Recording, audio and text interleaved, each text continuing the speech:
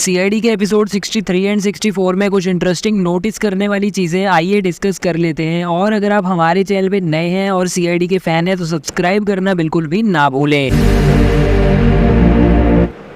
तो गाइस, जब हमें प्रोमो दिखाया गया था ये वाले एपिसोड का एंड जो एपिसोड आया उन दोनों में काफ़ी बड़े डिफरेंसेस थे। जो प्रोमो दिखाया गया था वहाँ पर हम देख सकते थे कि जेल में सालुंखे से मिलने दया, अभिजीत और एसीपी प्रद्युमन तीनों गए थे। जबकि एपिसोड में जब हमें ये सीन दिखाया गया तो दया तो यहाँ पर था भी नहीं एंड सिर्फ एसीपी प्रद्युमन और अभिजीत ही जेल गए थे डॉक्टर सालुंखे से मिलने। एंड दया तो वैसे भी इस पूरे एपिसोड का ही हिस्सा नहीं था। प्रोमो में जो क्लिप दिखाई गई थी वो अलग थी, यहाँ पर अलग थी। एंड इवन प्रोमो में जो सालुंखे खड़कर हंस रहा था वो वाला शॉट भी इस एपिसोड के अंदर नहीं था।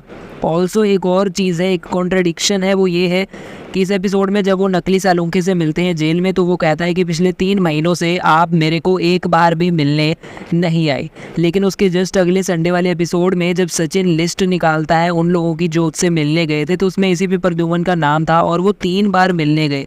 एसीपी प्रद्युमन ने माना भी कि हाँ वो 3 बार मिलने गए थे सालुंखे से, बिकॉज उनका मन नहीं मानता था कि सालुंखे गद्दार है। जबकि एक दिन पहले सालुंखे कुछ और बोल रहा था। जब सीआईडी ने असली सालुंखे को ढूंढ लिया तो वो बार बार एक ही चीज़ बोल रहा था कि मैंने एसीपी को नहीं मारा, जिसका मतलब ये है कि बारबोजा ने ये सालुंखे की अदला बदली बहुत पहले ही कर दी थी। जब एसीपी की वापसी हुई थी उससे भी पहले सालुंखे बदल दिया गया था, क्योंकि असली वाले सालुंखे को तो ये भी नहीं पता कि एसीपी प्रद्युमन जिंदा है। एंड यानी कि नकली वाले सालुंखे ने ही नकली डीएनए टेस्ट किया था उस समय पे एसीपी प्रद्युमन का। यहाँ पर इस एपिसोड में बाद में सालुंखे मिलता है एसीपी प्रद्युमन से एंड एसीपी प्रद्युमन के लौट आने के बाद पहली मीटिंग है एक्चुअली ये सालुंखे और एसीपी प्रद्युमन की। एंड सालुंखे उसको देखकर ये बोलता है कि अरे यार तू जिंदा है। यानी कि इससे पहले जब भी सालुंखे और एसीपी मिले थे एसीपी के वापस आने के बाद वो नकली वाला सालुंखे ही था।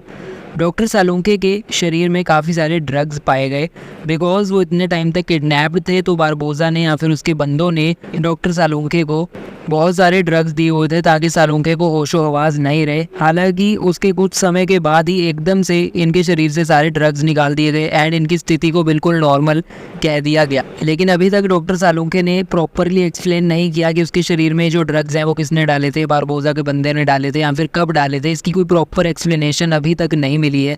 ऑल्सो एक और फोरेंसिक का एक्सपर्ट जिसकी हालत ख़राब हुई पड़ी थी, जिसने ये बताया था कि डॉक्टर सालुंखे सीआईडी वालों को कहाँ पर मिलेंगे, उसका भी कनेक्शन अभी तक समझ नहीं आया कि उसको कैसे पता था कि डॉक्टर सालुंखे कहाँ मिलेंगे और वो ये सब चक्करों में कैसे पड़ा कि बारबोजा या उसके बंदों ने उसका ये हाल किया होगा। कि सीआईडी वाले जब डॉक्टर सालुंखे को ढूंढने वाले थे एंड एक कमरे में एंटर करने वाले थे तो बारबोजा के बंदे उसको सीसीटीवी से ऑलरेडी देख रहे थे एंड उन्होंने कहा कि हम सीआईडी को आने देते हैं अंदर एंड उन पे अटैक नहीं करते बिकॉज अभी हम रेडी नहीं हैं सीआईडी को फेस करने के लिए। तो चलो ये तो हमें पता है कि बारबोजा ने असली वाले सालुंखे को किडनैप कर लिया था, लेकिन अभी तक एक्सप्लेनेशन नहीं दी कि कब किया था किडनैप, कैसे किया था एग्जैक्टली। वो सारी डिटेल्स अभी तक कुछ भी इस एपिसोड में नहीं बताया गया। अब जब सीआईडी वाले गए थे नकली दया इंस्पेक्टर बनने वाली लड़की के घर जिसका मर्डर हो चुका था, वहाँ पर उनको काले रंग के गिफ्ट बॉक्सेस मिले थे एंड वो गिफ्ट बॉक्सेस में से निकला था उस लड़की के पिता का चेहरा, यानी कि वो तस्वीर जिसका हाल भी बुरा हाल कर चुका था बारबोजा, यानी कि ये भी हॉस्पिटलाइज्ड था। एंड यही सेम काले रंग के गिफ्ट बॉक्स एंड में हमें डॉक्टर सालुंखे के घर के बाहर भी पड़े हुए दिखते हैं, यानी कि बारबोजा या फिर उसके बंदों ने ही ये गिफ्ट बॉक्सेस छोड़े होंगे सालुंखे के घर के बाहर। लेकिन सवाल ये है कि क्या इसमें से भी कोई तस्वीर निकलेगी, क्या पता डॉक्टर सालुंखे के किसी रिलेटिव की तस्वीर इसमें से निकले। बिकॉज उस लड़की के घर में जब तस्वीर निकली थी तो उसके पिता की तस्वीर थी जिसको हानि पहुंचाई थी बारबोजा ने। अब क्या पता इस गिफ्ट बॉक्स में डॉक्टर सालुंखे के किसी अपने को हानि पहुंचाई हो बारबोजा ने।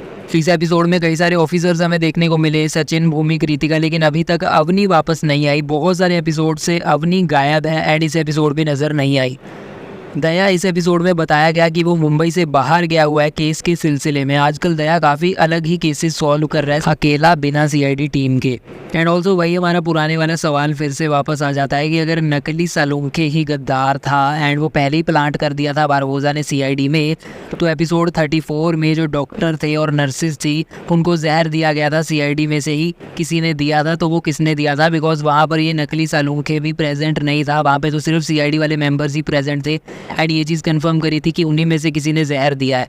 तो आई थिंक सीआईडी के राइटर्स ने इतना नहीं सोचा होगा एंड उन्होंने ये भी नहीं सोचा होगा कि फैंस याद रखेंगे, पर हमें सब याद है।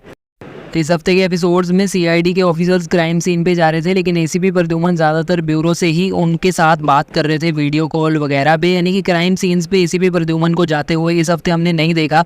एसीपी प्रद्युमन ज़्यादातर यहीं से ब्यूरो से ही सीन्स कर रहे थे एंड बाकियों के साथ वीडियो कॉल पे थे। वैसे इस हफ्ते के एपिसोड्स मुझे तो अच्छे लगे। कमेंट्स में आप लोग बताओ आपको कैसे लगे। हर हफ्ते ऐसे ही केस के साथ साथ कैरेक्टर की भी स्टोरी चले तो मज़ा आता रहेगा। आने वाले दिनों में सीआईडी के और वीडियोस पाने के लिए हमारे चैनल को कर लीजिएगा सब्सक्राइब और बेल आइकन दबाना बिल्कुल भी ना भूलिएगा। फिलहाल के वीडियो में इतना ही, हम मिलते हैं नेक्स्ट वीडियो में। अभी के लिए चलता हूँ, गुड बाय।